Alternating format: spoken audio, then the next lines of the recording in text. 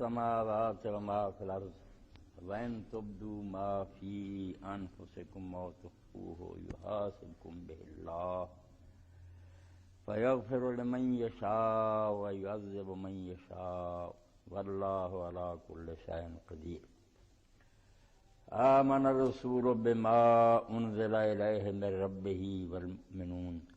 كل آمن بالله وملائكته وكتبه ورسله لا نفرق بين أحد من رسله وقالوا سمعنا وأطعنا غفرانك ربنا وإليك المصير. لا يكلف الله نفسا إلا وسعها لها ما كسبت وعليها ما اكتسبت. ربنا لا تؤاخذنا إن نسينا أو أخطأنا ربنا ولا تحمل علينا إصرا كما حملته على الذين من قبلنا ربنا ولا تحملنا ما لا طاقة لنا به واعف عنا واغفر لنا وارحمنا أنت مولانا فانصرنا على القوم الكافرين. سورۃ البقرہ کا آخری رکوع میں نے آپ کے سامنے پڑھا. قرآن مجید شفاء للناس اللہ تعالیٰ نے نازل فرمایا. ہماری ساری بیماریوں کا علاج ہے اس میں. انسانوں کو جو امراض لاحق ہوتے ہیں جس کی وجہ سے معاشرہ میں فساد اور خرابیاں پیدا ہوتی ہیں، جس سے پھر ہم ناراض ہوتے ہیں کہ دنیا میں کیوں ہو رہا، رو رہے ہیں، بھگتتے ہیں، کانٹے چبھتے ہیں، تو اللہ نے ان کے علاج کے لیے یہ طب روحانی جو ہے اس کو نازل فرمایا. انبیاء علیہ السلام کے ذریعے جو صحف اور کتابیں نازل ہوئی ہیں یہ سارے علاج ہیں ان بیماریوں کے جو کسی معاشرہ میں جنم لیتی ہیں. تو قرآن مجید تو ان میں سے ایسا ہے جس کو ہم کہتے ہی مجید ہیں، بل ہوا قرآن مجید قاف القرآن المجید. مجید جو ہے نا عربی زبان میں دو معنی اس کے ہوتے ہیں. ایک تو عظیم الشان کہ کلام بھی بہت اونچا اور اعلیٰ، کوئی اس کے جنرل انسان مقابلہ نہیں کر سکتے. اللہ پاک فرماتے ہیں کہہ دو کہ سارے جنرل انسان اکٹھے ہو جائیں اور اس جیسی ایک سورہ بنا کر لے آئیں، فرمایا نہ لا سکے ہو نہ لا سکو گے. سارے بلاؤ کان بعض عمل بعض ظہیرہ، بے شک مل کر ایک دوسرے کی مدد کرو، نہیں ثانی اس کا تم لا سکیں. تو قرآن مجید ایسا عظیم کلام کہ ساری دنیا مل کر بھی اس کا مقابلہ نہیں کر سکتی. اور اس کے ساتھ ہی کثیر النفع کہ صرف یہ اپنی شان میں عظیم نہیں ہے بلکہ اس کے منافع، اس کی برکتیں وہ بھی بہت زیادہ. جو بھی اس کو اپنائے گا فرد ہو یا معاشرہ، انتہا درجے کے نہ منافع اس کو حاصل ہوں گے. اس کی زندگی سمر جائے گی، یہ دنیا بھی اگلی دنیا بھی. اور اسی لیے اس کی حفاظت اتنی فرمائی گیا جیسے سرکاری خزانے میں جو چیز جتنی زیادہ قیمتی ہوتی ہے وہ سیف میں رکھی جاتی ہے.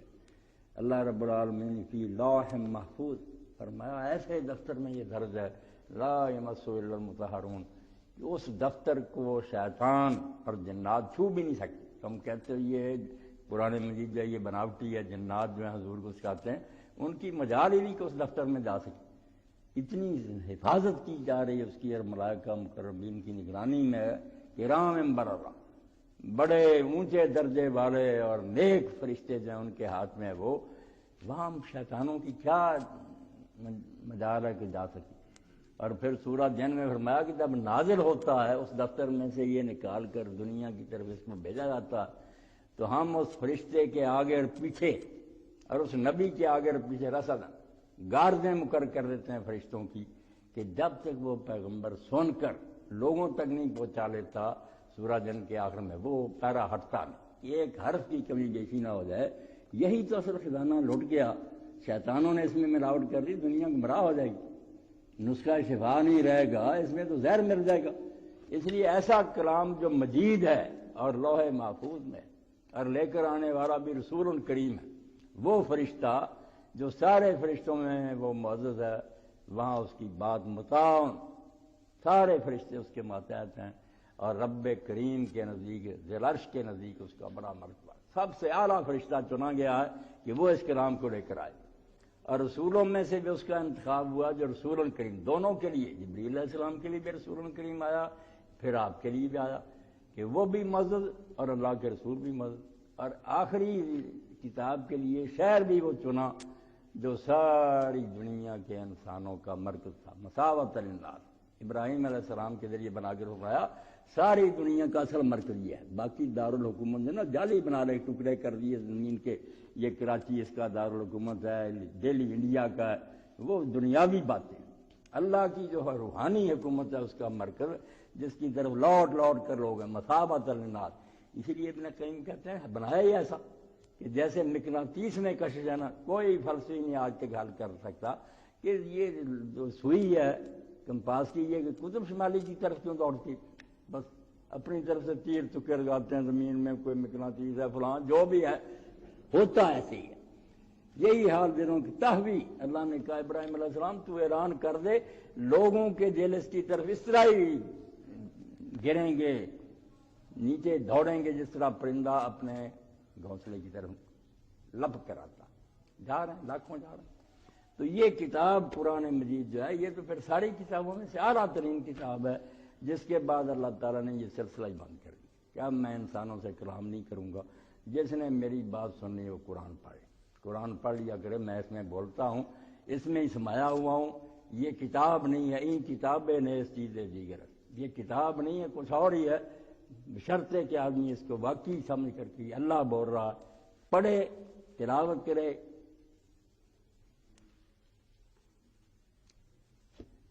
علامہ اقبال اسی لیے فرماتے ہیں کہ یہ کتاب حق رکھتی ہے کہ تو اس کی تلاوت کر، پس از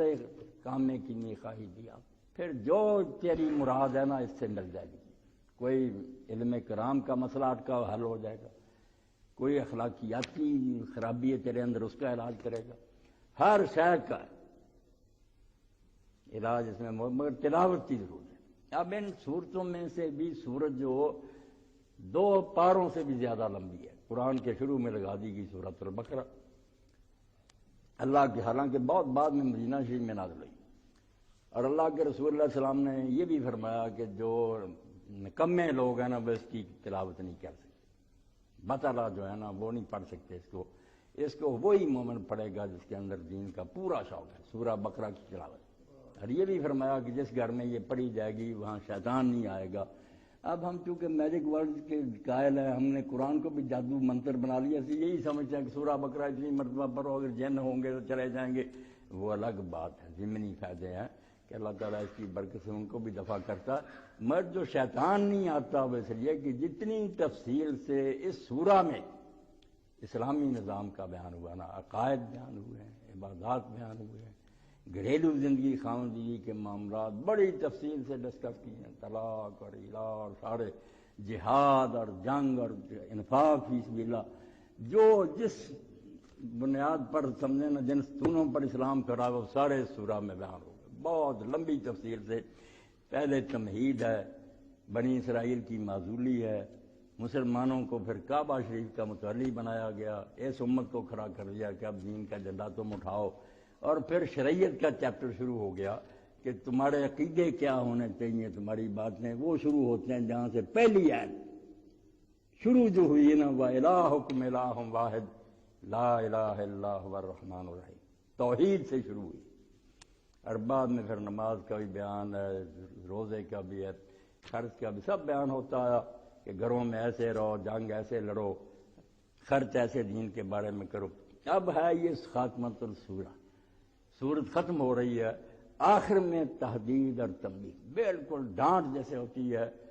کان کھینچے جاتے ہیں، اس طرح اللہ تعالیٰ نے ان آیات میں بیان فرمایا۔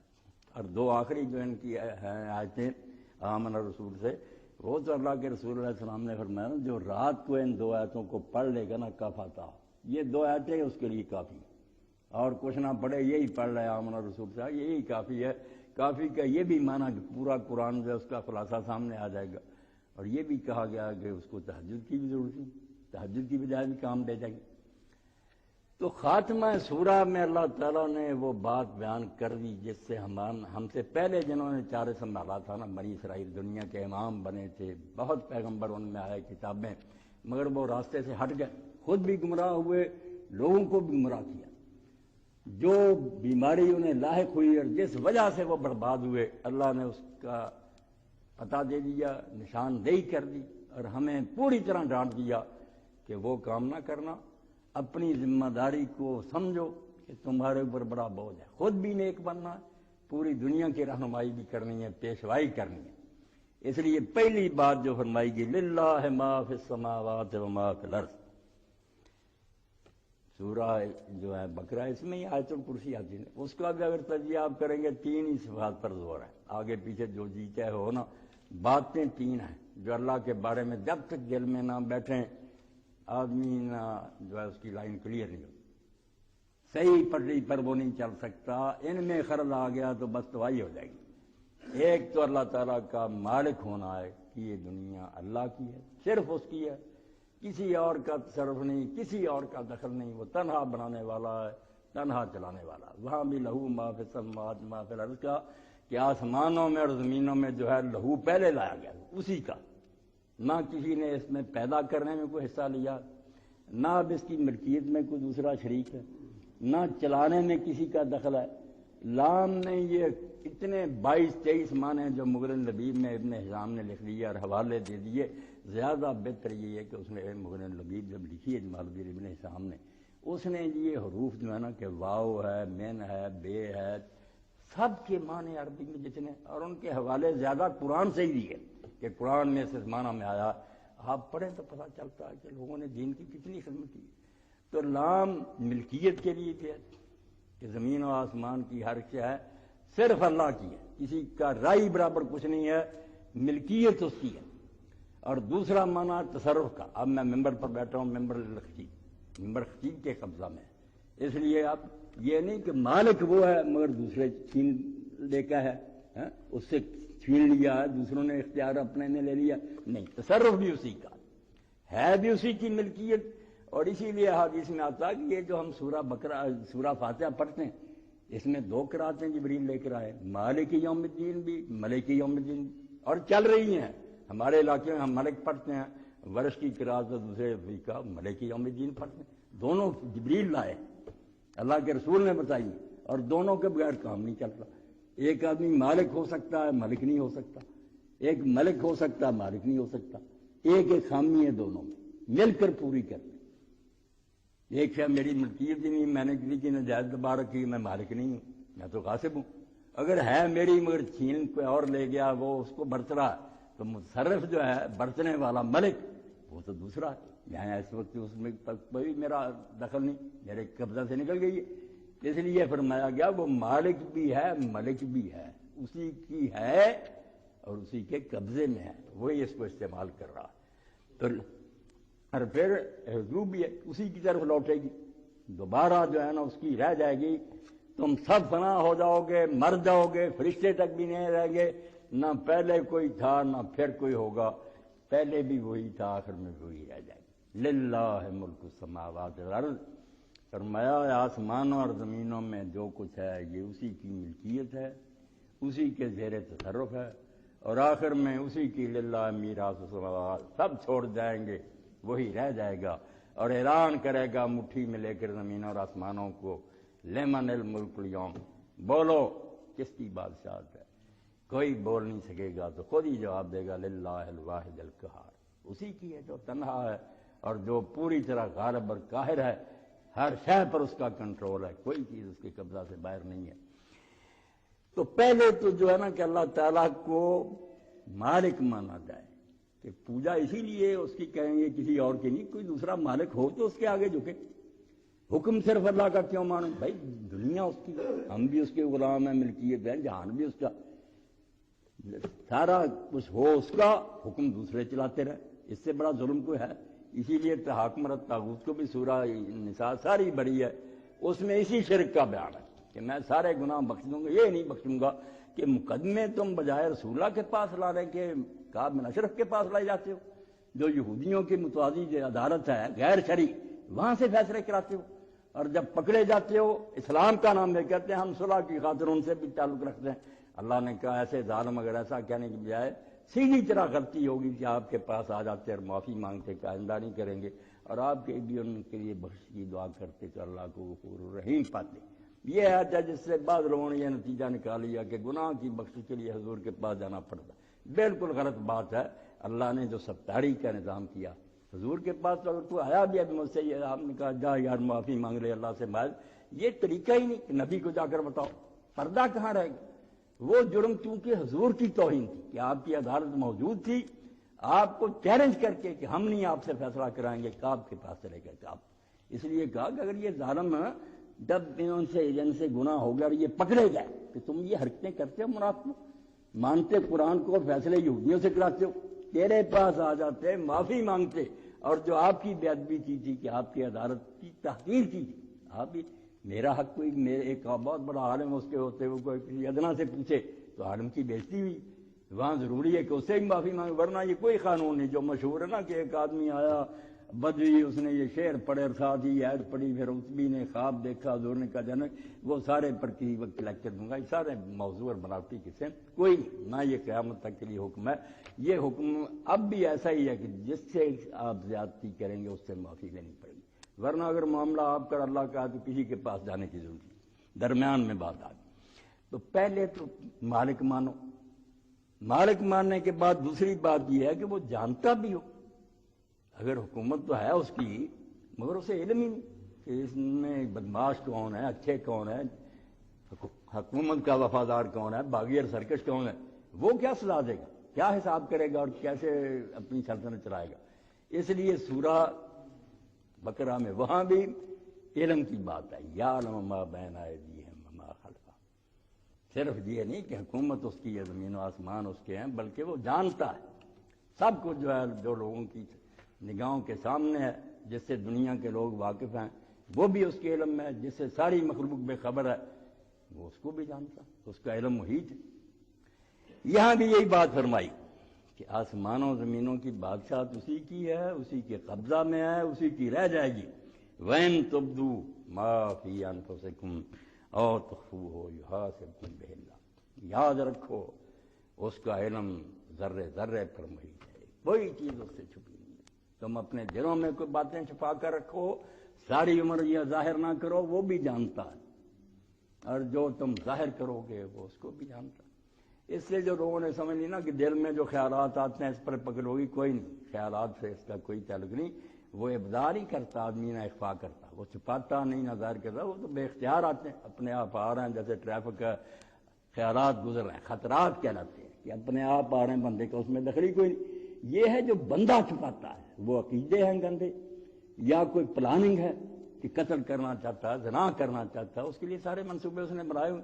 اس کی طرف سے کوئی کسر نہیں، صرف اس وقت موقع نہیں مل رہا یا کوئی رکاوٹ ہے راستے میں، ورنہ ابھی چانس ملے تو یہ کسر نہیں چھوڑے گا. ایسے عزم جو ہے ان پر سزا ہو. یہ جو کہتے ہیں نا اس پکڑنی نہیں، پکڑ. اسی لیے اللہ کے رسول اللہ علیہ السلام نے فرمایا جب دو مسلمان بلا وجہ صرف بدماشی کی وجہ سے تلواریں لے کر آمنے سامنے آ جائیں تو قاتل اور مقتول دونوں جہنم میں ہیں. تو لوگوں نے کہا اللہ کے رسول قاتل تو دوزخ میں گیا، مقتول کیوں گیا؟ فرمایا اس کا بھی ارادہ تھا قتل کرنے کی، دعوت تو ایک کا ہی چلنا تھا نا، ارادہ تو نامراد اس کا بھی وہی تھا نا، اس لیے یہ بھی مجرم ہے. تو یہ وہ چیزیں جو اخفا ہم اپنے اختیار سے مرضی سے چھپاتے ہیں، خود خیالات نہیں آتے. فرمایا گندے عقیدے، منافقت اور بڑی چیزیں جو ہیں حسد اور وغیرہ سارے یہ چھپا کر رکھو یا ظاہر کر دو. اللہ کے لیے مخفی اور جو ظاہر سب ایک ہے، وہ سب جانتا ہے، اس کے علم سے کوئی چیز باہر نہیں. پہلی مالکیت حاکم ہونا، دوسرا عالم ہونا، اور عالم بھی علم محیط کے ساتھ ہونا، کوئی ذرہ بھی اس کے علم سے باہر نہ ہو. کسی ایجنسی کی اسے ضرورت نہیں، کوئی رپورٹ نہیں چاہیے، وہ سب جانتا کہ کون کیا کر رہا. اب پھر اس کے بعد ہے کہ وہ پھر محاسبہ کرے. اگر حکومت بھی ہے، جانتا بھی ہے، ایسا معاذ اللہ لاپرواہ اندھیری نگری چوبٹ راج ہوتا رہے جو ہوتا رہے، کسی مظلوم کی داد رسی نہیں، کسی ظالم کو نہیں پکڑنا. اللہ تعالیٰ اس سے پاک، بہت بلند و بالا ہے، وہ ایسا اندھیر کبھی نہیں ہونے دیتا اپنی سلطنت میں. اس لیے پھر بعد میں فرمایا فَيَغْفِرُ لِمَن يَشَاءُ وَيَعْذِبُ مَن يَشَاءُ. ایسا حاکم مطلق جو ہے نا، اور ہر ذرے کو جاننے والا، وہ حساب کرے گا. اس نے یہ دنیا کھیل اور تماشے کے لیے نہیں بنائی کہ کوئی ظلم سہتے مر جائیں اور کوئی ظلم کرتے کرتے عیش کرتے مر جائیں اور کبھی حساب ہی نہ ہو۔ حساب ہوگا، اس عدل کو نہ مانا جائے تو اللہ تعالیٰ کی یہ حکومت بالکل جو ہے نا یہ اندھیر نگری معلوم ہوتی کہ تماشا بنا لیا۔ یہ یونان کے اولمپس کے جو دیوتا تھے ان کی طرح پہاڑوں پر بیٹھے تماشا دیکھتے ہیں، جتنا لوگوں کا زیادہ خون بہتا وہ ہنستے ہیں، کہہ لگاتے ہیں، وہ خون پیتے ہیں لوگ۔ اللہ ایسا کہ دنیا میں مظلوموں کے ساتھ ظلم ہوتا رہے اور تماشے دیکھتا رہے؟ ظالموں کیا خدا کو تم نے سمجھ رکھا؟ یحاسبکم بہ اللہ، یقیناً وقت آئے گا کہ تمہاری ایک ایک بات کا تم سے حساب پوچھے گا، تم اس کی عدالت میں کھڑے۔ یہ بات ہے جو یہودیوں نے اور عیسائیوں نے گم کر لی تھی، مانتے تھے لفظی معنوں میں، مگر کسی نے اس کے ساتھ حضرت مسیح علیہ السلام کا کفارہ ملا دیا تھا کہ وہ ہماری جگہ جان دے گا اس لیے ہم بخشے گا۔ یہ حساب کتاب کا مسئلہ ان کے لیے بالکل بے اثر ہو گیا۔ کسی نے یہ بنا دیا تھا کہ ہم ابراہیم علیہ السلام کی اولاد ہیں۔ اب بھی یہودیوں کا حدیث کا مجموعہ جو تالمود اس میں لکھا ہے کہ جب اللہ تعالیٰ فیصلہ کرے گا کہ ان کو جہنم میں لے جاؤ تو ابراہیم علیہ السلام دوزخ کے دروازے پر کرسی پر بیٹھے ہوں گے، وہ فرشتوں سے پوچھیں گے کہ یہ مختون ہے یا غیر مختون۔ اس وقت ختنہ صرف یہودی کراتے تھے، اس لیے اپنی حدیثوں میں یہ لکھ دینا کہ مختون ہے یعنی یہودی ہے۔ جب بتایا جائے اس کا تو خطرہ ہوا تو فرمایا واپس لوٹاؤ، ختنے والا آدمی دوزخ میں جانے دوں گا، میری اولاد ہے۔ اس لیے ہم بخشے بخشائے ہیں۔ اور قرآن مجید نے کہا اگر بہت ماننے نہ دیے کہ تھوڑے دن کے لیے جائیں گے، جتنے دن ہم نے بچڑا پوجا تھا اتنے دن جا کے نکل آئیں گے۔ ایسی چیزیں گڑ لی جس سے پھر اللہ کی عدالت مذاق بن کر آئے گی کہ کرتا رہے اللہ فیصلہ۔ اول تو دوزخ میں جانے نہیں دیں گے ابراہیم علیہ السلام، چلے بھی گیا تو آ جائیں گے۔ کہا حساب ہوگا۔ اب اس حساب میں اگر دخل دے دے نبی ولی، جیسے ہمارے ہمیں غلط صفات آ گئی، تو کیا فائدہ ہوگا پھر اتنے کیا مال لکھو تولو وزن کرو حساب ہو، آخر میں نتیجہ صفر کہ حضرت صاحب کھڑے ہو گئے یہ میرے ماننے والا چھوڑو۔ اللہ تعالیٰ بے بس فرشتوں سے چھین لیا۔ وہاں بھی فرمایا فَيَغْفِرُ لِمَن يَشَاءُ وَيُعَذِّبُ مَن يَشَاءُ۔ صرف اللہ کی اپنی مرضی، اللہ کی اپنی مشیت نافذ ہوگی، کسی دوسرے کی مداخلت نہیں ہوگی۔ کوئی دخل نہیں دے سکے گا، نہ بخشوانے میں نہ سزا دلوانے میں۔ کوئی کسی سے کتنا ناراض ہو، اگر وہ شخص ایسے عمل کر کے گیا ہے کہ اللہ راضی ہے، سزا نہیں دے سکتا کوئی۔ سزا صرف اس کو ملے گی جس کو اللہ سزا دینا چاہے گا، اور بخشا وہی جائے گا جس کو اللہ بخشنا چاہے گا۔ یہ آیات اتنی آتی نا، جس کو چاہے گا بخشے گا، جس کو چاہے گا سزا دے گا، جس کو چاہے ہدایت دیتا، جس کو چاہے گمراہ کرے گا۔ یہ چاہنے نے بھی دنیا کو بے وقوف بنا دیا۔ یعنی قرآن مجید جو ہے اس کے ذریعے ہی نادان لوگوں نے گمراہی ایجاد کر لی کہ وہاں کوئی اصول اور ضابطہ نہیں، پتہ نہیں کیا اندھی لاٹھی اللہ نے چلانی ہے، کس کے لائے۔ بالکل غلط بات۔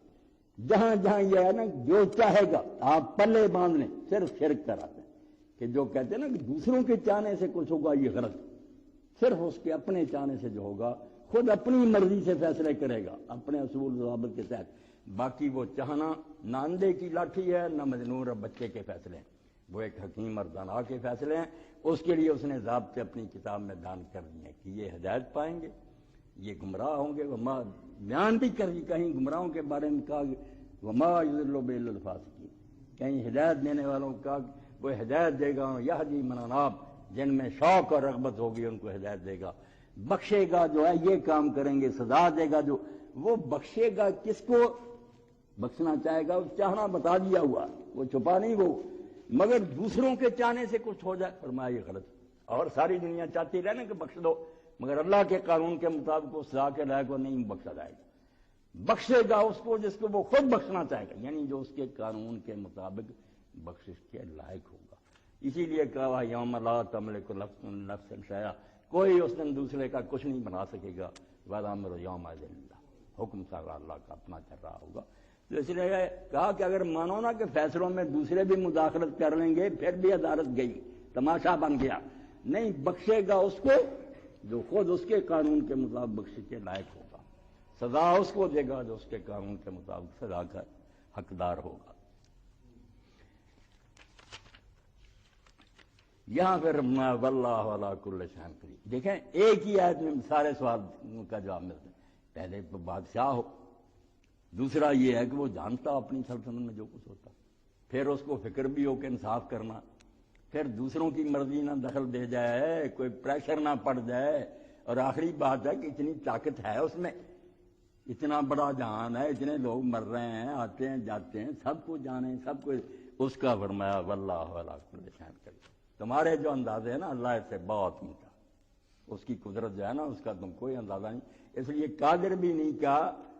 قادر بھی کہیں آ جاتا مگر یہ تو قدیر ہے نا، دوام اور استمرار، ہر وقت ہر حال میں وہ قادر ہے، کسی وقت وہ قدرت اس سے سرب نہیں ہوتی۔ یہ ایک ایت ہی کافی ہے، پلے باندھ لے آدمی کیوں شریعت سے منہ پھیرے گا کہ جو کر رہا ہے تو اللہ دیکھ رہا ہے، حساب دینا پڑے گا، چھڑانے کوئی نہیں آئے گا، طاقت اس کی ایسی ہے کہ تو بچ نہیں سکے گا۔ اب اس کے بعد پھر اللہ تعالیٰ فرماتا، شروع صورت میں بتایا تھا کہ یہ کتاب ہدایت ہے، متقین کے لیے ہے، جن میں یہ صفتیں ہوں گی وہ اس سے فائدہ اٹھائیں گے، دوسرے لوگوں کے لیے بیکار۔ ہدی للمتقین، وہاں بھی لام جو ہے نا وہ انتفاع کا ہے کہ نفع کون اٹھائے گا، ہے نسخہ سب کے لیے، ہدی للناس ساری دنیا کے لیے، مگر اس سے فائدہ تو وہی لوگ اٹھائیں گے نا جو برتیں گے اس کو، متقین کے لیے یہ نفع بخش ہوگا۔ انتفاع جو ہے نفع اس سے صرف متقین اٹھائیں گے، وہ نہیں کہ پہلے ہی ہیں، نہیں بننا ہے انہوں نے، یہ بھی آپ یاد رکھیں گے اوصاف، یہ نہیں کہ پہلے ہی متقی ہیں اور وہ نمازی ہیں اور غیب پر، پھر کیا فائدہ، پھر تو پہلے ہی تندرست ہے، نہیں کہا یہ پھل ظاہر ہوگا نا، جو نفع اٹھانا چاہیں گے جن میں متقین، صرف ایک صفت چاہیے کہ فکر تو ہو کہ صحیح غلط کا فیصلہ کرنا، یہ جو ہے نا فطری طور پر اللہ تعالیٰ انسان میں خیر و شر کی یہ نہ مٹا دے، نہیں کوئی نیکی نہیں کوئی بدی نہیں، اس طرح کا جو حرام زادہ ہو گیا اس کا کیا علاج؟ جس میں فکر ہے نا، بے شک وہ ہندو ہے سکھ ہے، وہ تحقیق کرنا چاہتا ہے کہ مجھے کیا کرنا چاہیے کیا نہیں کرنا چاہیے، خیر و شر کی تمیز کا طالب ہے، ایسے لوگوں کے لیے یہ ضرور ہدایت دینے والی کتاب ہے، اور وہ جب اس کو قبول کریں گے نتیجے کیا نکلیں گے، پھر وہ غیب پر ایمان لائیں گے، نمازیں ادا کریں گے، خرچ کریں گے، یہ پھر وہ اوصاف ہیں جو قرآن کی برکت سے پیدا ہو جائیں گے، ہیں نہیں ہو جائیں گے۔ اب اللہ تعالیٰ نے نشاندہی کر دی، بجائے نام لینے کے یہود اور نصارہ پر چوٹ ہے کہ تم میں چونکہ وہ چیزیں نہیں تھیں،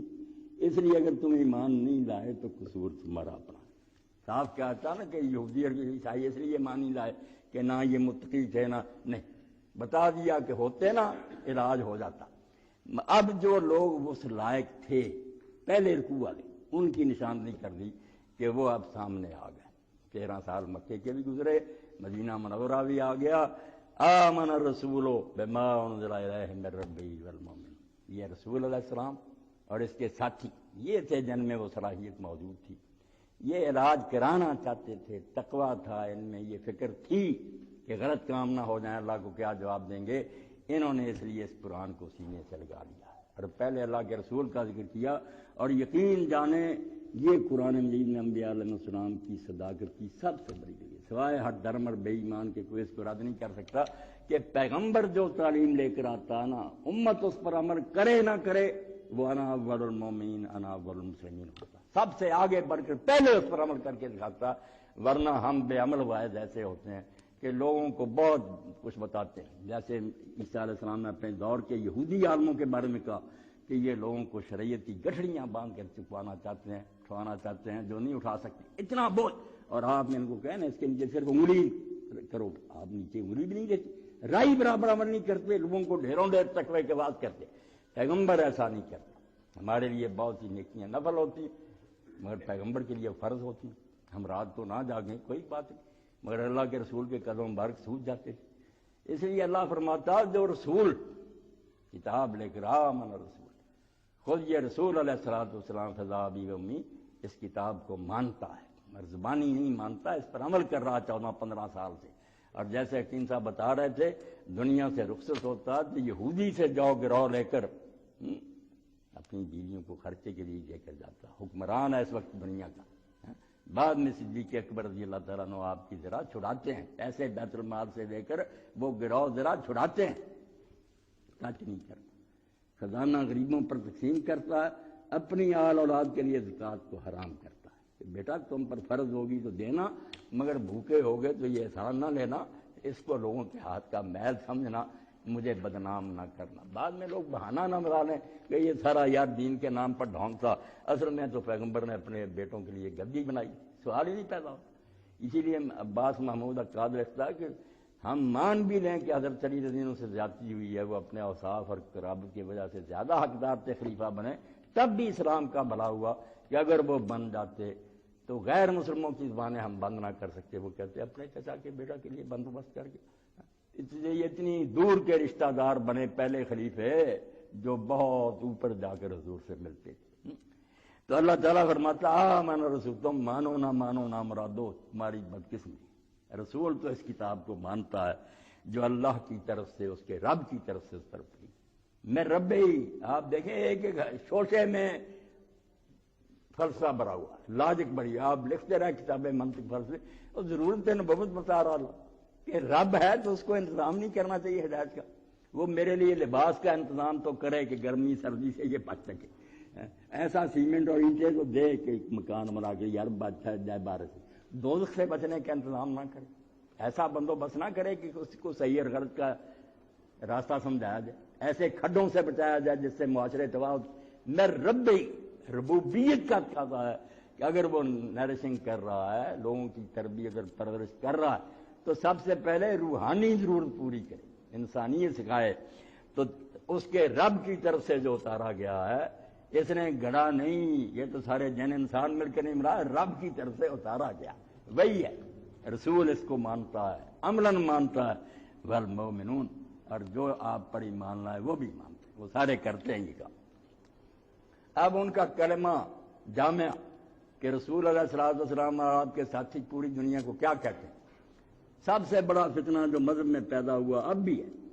پہلے نبیوں میں تفریق تھی کہ لوگ کہتے تھے ہم انڈیا میں جو نبی اور رشی آئے ان کے مانتے ہیں، یہ ہندوؤں سے پوچھ رہے ہیں، ہندوازم مانتا ہی نہیں کہ انڈیا سے باہر کوئی ہادی آیا، کہتے غلط بات ہے، یہ بھارت ورش جو ہے پاک زمین ہے، ہم پاکیزہ نسل ہیں، ہم نہیں صرف آئے ہیں اسی 4 دن پر وید اترے، نہ پہلے کوئی کتاب اتری نہ بعد میں اتری، جس نے ماننا اس کو مانے، باقی سب ملیچھ ہیں ناپاک ہیں۔ یہودی یہ کہتے تھے کہ ہم خدا کے بیٹے ہیں، پیارے ہیں، ہم نے کوئی نبی آیا اسحاق کی اولاد میں تو مانیں گے، حضور کو اسی لیے نہیں مانا کہ ہم اسماعیل کی اولاد کو مانتے پھر، قرآن مجید میں آیا یکفرون بما وراء، ہم نہیں مانتے، تعصبات میں مبتلا تھے۔ اللہ کے رسول نے ایک ایسا کلمہ جامعہ دیا جو مشرق سے مغرب تک سارے نیک لوگوں کا احترام کرتا اور جس پر دنیا جمع ہو سکتی ہے کہ تم میں بھی اگر کوئی نبی آیا تو ہمارا ہی نبی ہے، ثابت کر دو کہ اللہ کی طرف سے آیا، ہم اتنا ہی ادب کریں گے جتنا محمد رسول اللہ صلی اللہ علیہ وسلم کر رہے ہیں۔ حضور کو گالی دینے والا قتل ہوگا تو عیسیٰ علیہ السلام کو گالی دینے والا بھی قتل ہوگا، یہاں فرق نہیں کرتے۔ کلنا آمن باللہ وملائکتہ وکتبہ ورسلہ، رسول علیہ السلام بھی اور آپ کے ساتھی بھی اس شے کو مان رہے ہیں جو ساری دنیا کے لوگوں کے ماننے کی ہے، اس کو مانے بغیر دین کھڑا ہی نہیں ہو سکتا کہ پہلے اللہ کو مانو، تم اس دنیا کا خالق و مالک بھی ہے، پھر اس کے فرشتوں کو مانو کہ آیا اس کے کوئی لشکر بھی ہیں، کوئی اہلکار و فوجی ہیں، للہ جنود السماوات، اور آسمان و زمین کی فوجیں اتنی، اور اللہ کے رسول اللہ علیہ السلام فرماتے ہیں آسمان میں ایک چپا بر زمین نہیں جہاں کوئی فرشتہ سجدے میں نہیں پڑا یا رکوع میں نہیں کھڑا یا وہ ہاتھ باندھے نہیں کھڑا، چر چر کر رہا ہے آسمان، گن ہی نہیں سکتا کہ اللہ کے لشکر کتنے ہیں، اور جب بھی مدد کی ضرورت ہوتی اتار دیتا، میدان بدر میں اتارے، احد میں 300 کا وعدہ، 3000 کا وعدہ کیا، بعد میں کہا میں نے تو سچا کر دیا تھا وعدہ، تم نے غلط کام کیا تو وہ ساری بات اٹھ گئی۔ تو اللہ کے فرشتے ہیں، مگر حیثیت ان کی یہی بتائی کہ فیصلے میں کوئی دخل نہیں، لا یسبقون بالقول وہم بامرہ یعملون، وہ کوئی مشورہ اللہ کو نہیں دے سکتے تاکہ شرک نہ پیدا ہو جائے، جو حکم دیتا ہے کرتے، وہ نوکر ہیں، کار کن ہیں، کار فرما نہیں، کیا ہوگا یہ صرف مالک کہے گا، وہ بھاگ کر وہ کام کرتے ہیں۔ تم 1000 جبریل میکائیل سے دعائیں کرو کہ ہمارا یہ کام کرو، کچھ نہیں کر سکتے، وہ تو بیچارے عرش کی طرف دیکھ رہے ہیں کہ رب العرش کیا کہتا ہے۔ اور ساتھ ہی فرمایا ہوا کتبی، وہ اللہ کی سب کتابوں کو مانتے ہیں، ایک کتاب نہیں، کتب، کہیں اتری انجیل آئی ہے، تورات آئی ہے، زبور، ہو اللہ کی طرف سے، بالکل ہم اس کا احترام کریں گے، مانیں گے، رسولہ، اور اس کے رسولوں کو مانتے ہیں، اور اس طرح نہیں مانتے جس طرح پہلوں نے مانا کہ اس کو مانیں گے اس کو نہیں مانیں گے، اس طرح کا ماننا جو ہے نا، کسی نبی کو نہ ماننا کہ اس کو قرآن نے کفر کہا، اور بہت بڑا کفر کہا کہ یہ تو کفر مبین ہے۔ اللہ کی طرف سے دونوں آئے ہیں،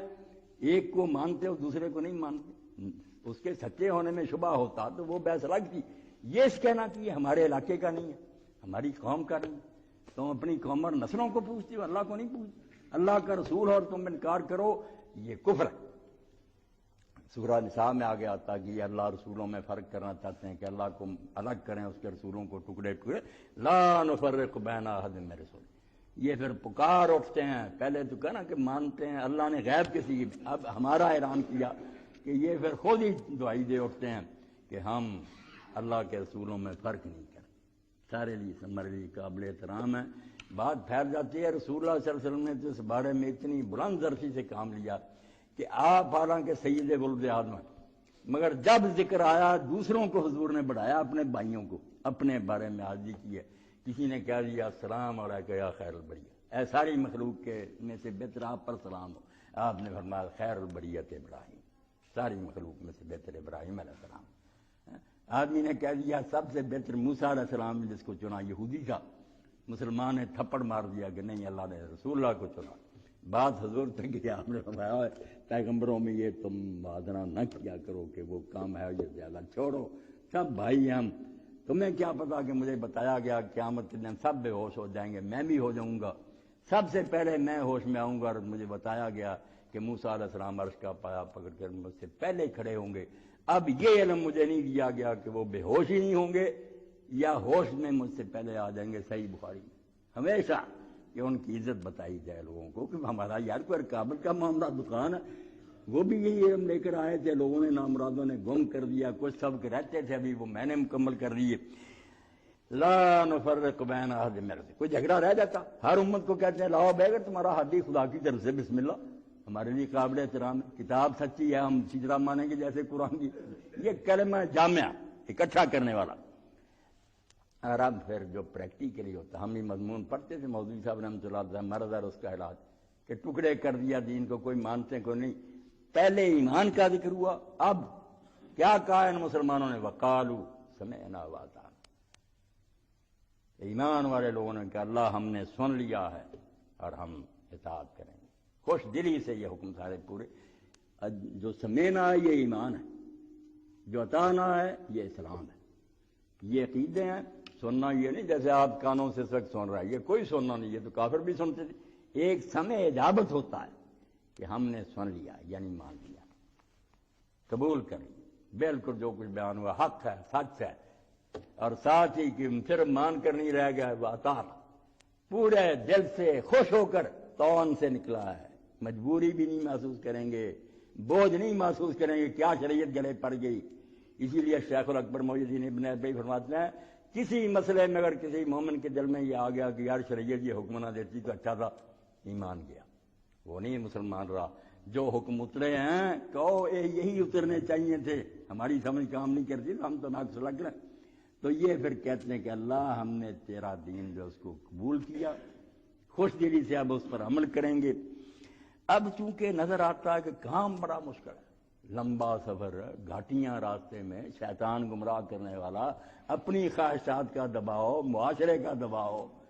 تو کیا پکارا پھر اللہ۔ دعا بھی جس طرح ان مومنوں نے کی ہے، اپنی کمزوریاں دیکھ کر، راستہ خطرناک دیکھ کر، حساب کتاب کا مرحلہ سامنے رکھ کر، کیسے بیچاروں نے کہا غفرانک ربنا، غفرانک ربنا، اغفر لنا بھی نہیں، وہ بھی دعائیں آتی ہیں، مگر یہ تو جیسے پانی پانی پانی کھیل حذف کر دیے جاتے ہیں، صرف جو چیز چاہیے نا آدمی مانگتا، بے بسی، بے چارگی، دوائی، ڈاکٹر صاحب دوائی دوائی دوائی، بس ہوگی، اس طرح کا غفرانک ربنا، اے ہمارے آقا تیری بخشش، تیری معافی ہے، درگزر کرنا، خامیاں رہ جائیں گی، کوتاہیاں رہ جائیں گی، سارا زور لگانے کے بعد بھی حساب کے مرحلہ میں ہم کامیاب ہونے کے قابل نہیں ہوں گے، اگر پورا عدل ہوا پکڑے جائیں گے۔ غفرانک ربنا، ہمارے آقا تیری بخشش درکار ہے، معاف کرنا، وَإِلَيْكَ الْمَصِيرُ۔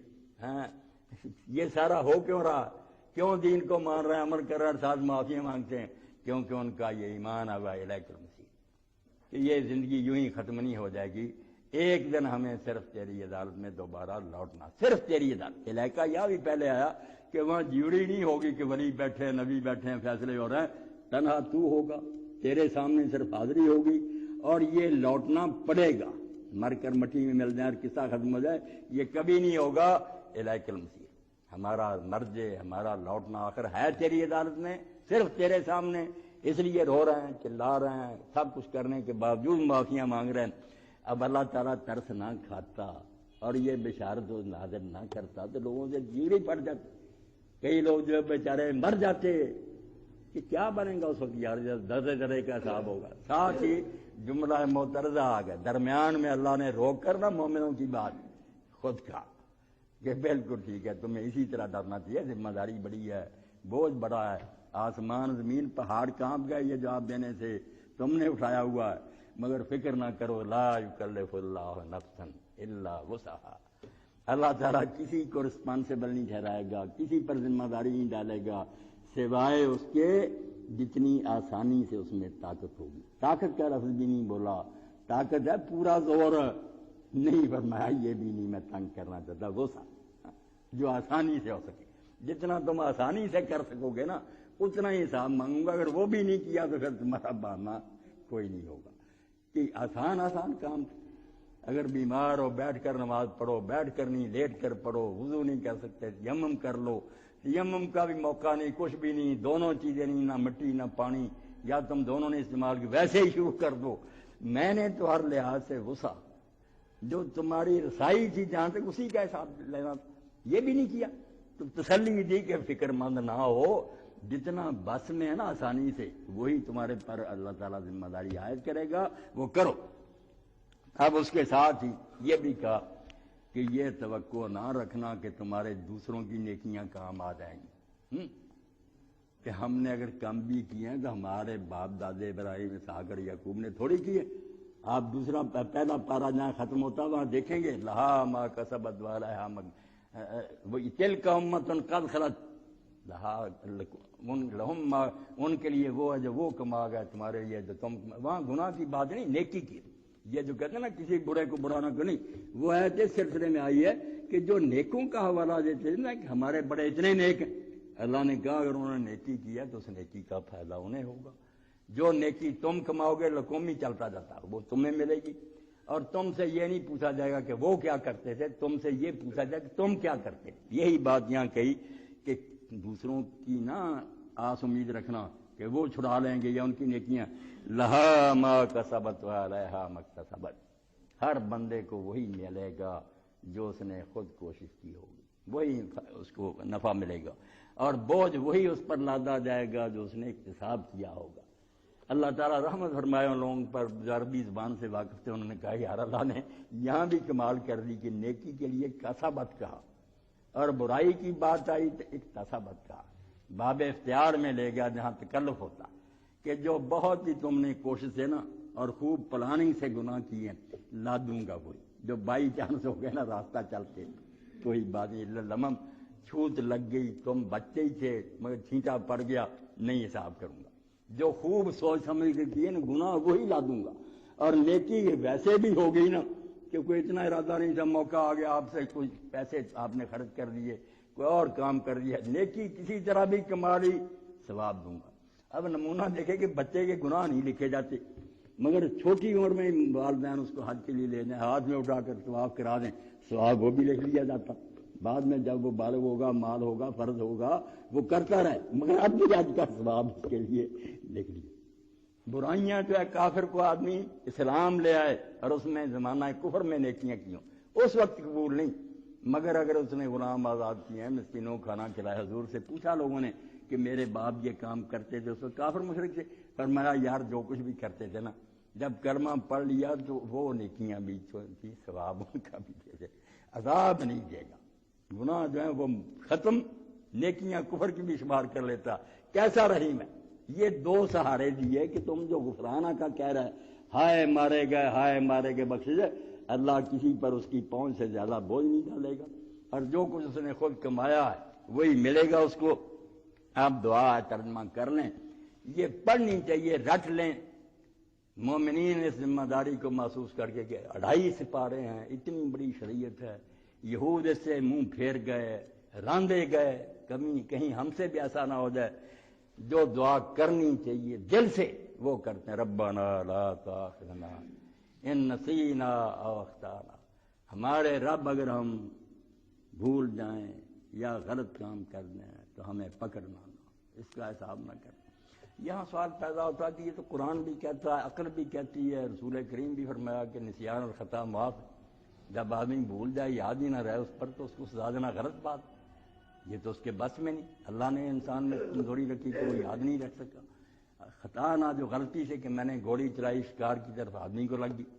اس پر بھی اللہ تعالیٰ نہیں گناہ لکھتا۔ ٹھیک ہے، اب لوگوں کا معاوضہ دینے کے لیے دیت ہے کہ خاندان کو کچھ دے دو، یار گناہ نہیں، نہ اس پر قصاص ہو۔ تو یہ کیوں کہا کہ ہم نسیان کا شکار ہو جائے خطا کے؟ یہ بھی جو بہت زیادہ زبان کے ماہر تھے انہوں نے کہا نسیان ہر وقت بھولنے کے معنی میں نہیں آتا، ترک کے معنی میں آتا، چھوڑ دینا۔ اس لیے کبھی تو یہ جرم ہوتا ہے کہ جو کام کرنا چاہیے وہ ہم نے چھوڑ دیا، اور کبھی جو نہیں کرنا چاہیے وہ غلط کام کیا۔ غلطی جو ہے نا ہماری بھول چوک والی نہیں، غلط کام۔ اختانہ دونوں کے لیے آتا ہے، خطیہ جو ہوتا ہے وہ صرف جان بوجھ کر غلطی کرنا، اختانہ دونوں کے لیے، جان بوجھ کر کریں یا جیسے ہم کہتے ہیں کہ غلطی ہوگی سرسری۔ یہاں مراد یہ کہ اے اللہ جو کام کرنے چاہیے تھے اگر ہم نے وہ ترک کر دیے، چھوڑ دیے، پھر بھی نہ پکڑ، اور جو غلط کام تھے نہیں کرنے چاہیے تھے کر لیے، دو ہی ہوں گے نا، جو کرنے چاہیے تھے چھوڑ دیے، جو نہیں کرنے چاہیے تھے کر لیے۔ دونوں کے لیے دعا کہ اگر ہم کبھی کوئی نیکیاں چھوڑ جائیں جو لازم تھی کرنی، یا جو نہیں کرنی چاہیے تھے وہ غلط کام کیے، نہ پکڑنا۔ اب اللہ فرماتا ربنا ولا تحمل علینا اصرا کما حملته علی الذین من قبلنا، ہم پر وہ بوجھ نہ لادنا، ایسے مشکل احکام جو ہم سے پہلوں پر تو نے لادے تھے۔ اب یہود اور نصارہ نے کیا کیا؟ قرآن پاک میں سورہ الاعراف میں اللہ بتاتا ہے اسر الاغلال، اتنی بیڑیاں، اتنے بوجھ اپنے پر لاد لیے، ان کے فقیوں نے مسئلے نکال کر آگے موشگا کیا۔ سادہ سی بات تھی، نہیں یوں ہو، جیسے گائے گئے آپ دیکھتے کہ حکم تو گائے دوا کر دو، سادہ سی بات نہیں، کس رنگ کی ہو، کس عمر کی ہو، ان لگ ہو یا جوتی گئی ہو، مشکل۔ ایسے ہی ہماری آپ فقہ پڑھیں گے نا، کام اچھا بھی بڑا ہوا، مگر خود حنفی فقہ مانتے کہ ایسے بھی مفروضے ہیں جو شاید قیام تک وہ صورتحال پیدا ہی نہ ہو، کہ اگر ایسا ہو جائے خام خواہ کی مصیبت۔ تو یہ کہا کہ جیسے بوجھ تو نے ہم سے پہلوں پر لادے تھے نا، ان کی شرارتوں کی وجہ سے کہ سخت حکم اترتے گئے، ہم پر نہ لادنا۔ یہ نہیں کہ خام خواہ اللہ لادے گا، ان کی طرح سرکشیاں کریں گے تو حلال حرام ہوتے جائیں گے، احکام مشکل ہوتے جائیں گے۔ اسی لیے سورہ انعام میں کہا کہ ہم نے جو چیزیں حلال ان پر حرام کر دی، چربی حرام کر دی، یہ ان کی اپنی شرارتوں کی وجہ سے، جیسے جیسے انہوں نے سرکشی کی حکم سخت ہوتا گیا۔ تو یہ بھی بیچارے کامتے ہیں ربنا ولا تحمل علینا اصرا کما حملته علی الذین من قبلنا، جیسے ہم سے پہلے لوگوں کی شرارتوں کی وجہ سے ان پر بھاری بوجھ ڈالے گئے، ہم پر نہ ڈالنا، یعنی ہم سے ایسی حرکتیں نہ ہونا دینا جس سے ہم ان سخت حکموں کے قابل ہو جائیں۔ اب دوسرا ٹکڑا آ گیا، یہ سمجھتے جائیں لفظ ایک جیسے ہیں، آدمی حیران ہوتا ہے، یہ وہی بات ربنا ولا تحملنا ما لا طاقت لنا، وہ شریعت کی بات ہے کہ شریعت میں کوئی بوجھ ایسا نہ اتار دینا جس کا اٹھانا پھر مشکل ہو جائے، گردنیں ٹوٹ جائیں۔ اور یہ جو آزمائشیں ہیں اپنوں کی طرف سے یا بیگانوں کی طرف سے کہ دین حق پر چلتے ہوئے ایسی آزمائشیں نہ آ جائیں کہ ہم ان کو اٹھا نہ سکیں، یہ مشکلات آزمائشوں کی بات ہے۔ ربنا ولا، وہ احکام کی بات ہے کہ حکم ایسے نازل نہ ہو جائیں، یہ کہ پیدائش ایسی نہ آ جائے کہ میں ہار دوں نہ اٹھا۔ ربنا ولا تحملنا ما لا طاقت لنا، بس امتحان اتنا ہی لینا جو آسانی سے میں دے سکوں، کوئی ایسا نہ امتحان اور آزمائش آ جائے کہ جو میرے اٹھانے سے باہر ہو۔ رب تین چیزیں سہارا ہیں، قرآن مجید کا کیا کوئی کرے، لا تنقضی دائبو، علی رضی اللہ عنہ فرماتے ہیں اس کے موتی ختم ہوں گے، علماء جو ہیں کبھی اس سے سیر ہو جائیں گے کہ بس اب ہو گیا، نہیں جو نئی تفسیر آئے گی کوئی نئی بات اللہ سے جاتا جائے گا، موتی نکلتے آئیں گے۔ اب کیا ہوتا ہے کہ کچھ کام کرنے چاہیے تھے نہیں کیے آپ نے، ایک کوتاہی تھی ہے، ایک ہے جو نہیں کرنے تھے وہ غلط کام کیے، ایک ہے کہ جو ہوئے ہیں تھوڑے بہت اچھے ان کی قبولیت کا معاملہ کہ ان میں یہ خامیاں، تینوں کا سوال ہے واعف عنا، جو کرنے چاہیے تھے ہم نے اگر نہیں کر سکے تو درگزر سے کام لینا۔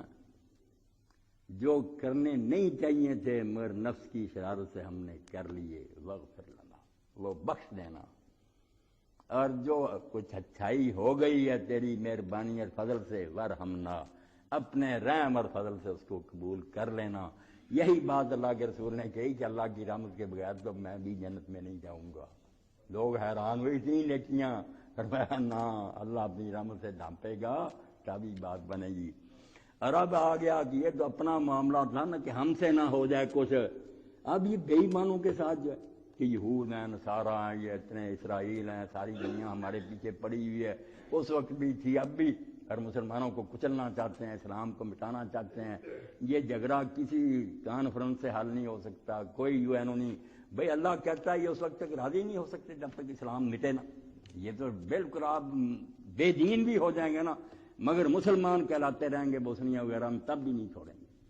یہ تو دشمن ہے اللہ کے رسول کے نام سے۔ ان کے بارے میں پھر کہا کہ اللہ انت مولانا، تو ہی ہمارا مددگار ہے، تو ہی فریاد سننے والا ہے، فانصرنا علی القوم الکافرین۔ اس لیے یہ کافر اور بے ایمان اگر ہمیں کچلنا چاہیں تو ان کے مقابلہ میں تو ہماری مدد کرنا، ہمیں غالب کرنا، دین اسلام کو غالب کرنا۔ اب یہ دعا ہی آخر میں بتا رہی ہے کہ اسلام مغلوب رہنے کے لیے نہیں آیا۔ جو دینی جماعتیں اس نقطہ سے غافل ہیں کہ صرف لوگ دین اپنا ٹھیک کر لیں، اور دین یہی کہ نماز روزہ ٹھیک کر لیں، غلبہ بے شک کفر کر رہا ہے تو یہ ایسے ہی ہے کہ پھر وہ چاہتے ہیں کہ یہ پودا ایسی سرزمین میں لگا رہا ہے جس کی آب و ہوا مٹی اس کے موافق نہیں، مرجھا جائے گا۔ کب تک آپ نماز روزے پڑھائیں گے جب ارد گرد بدماشی پھیلی ہوئی ہے ہر جگہ؟ آخر دیندار اور ان کی اولادیں بھی تنگ آ کر سود کھائیں گی، انشورنس میں پھنسیں گی، رشوتیں دے گی، مجبور کر دے گا معاشرہ۔ حال یہ ہے کہ وہ زمین تیار کرو یہاں اسلام کا پودا